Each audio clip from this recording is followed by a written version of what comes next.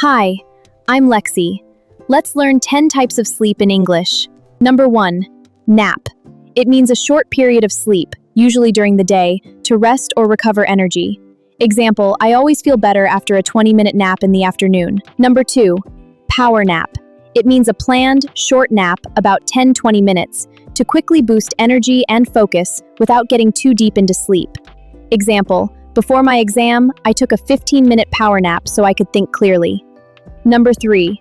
Catnap. It means a very short, light sleep, often casual and sometimes unplanned. Example, my grandfather fell into a catnap on the sofa while watching TV. Number 4.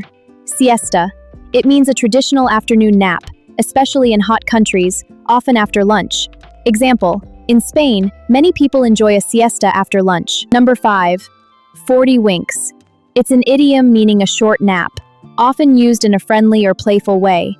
Example, I'm going to catch 40 winks before we go out tonight. Number 6.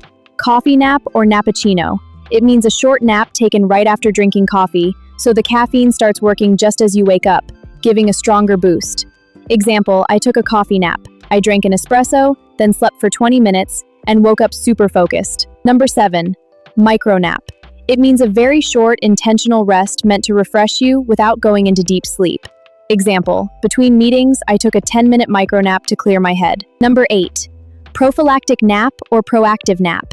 It means a planned nap taken before a long period of wakefulness to stay more alert later. Example, before her night shift, she took a 2-hour prophylactic nap so she wouldn't be too tired at work. Number 9. Replacement nap or recovery nap. It means a longer nap to make up for lost nighttime sleep. Example, after staying up late studying, he took a 90-minute replacement nap to recover. Number 10. Appetitive nap. It means a nap taken for pleasure or relaxation, not because the person is very tired or sleep-deprived. Example, she wasn't exhausted, but she enjoys an appetitive nap on lazy Sunday afternoons. Wow, you did amazing today! Now you know 10 different ways to talk about short sleep in English. If this video helped you, give it a like, share it with a friend who loves naps, and subscribe so you don't miss our next vocabulary adventure. See you in the next lesson.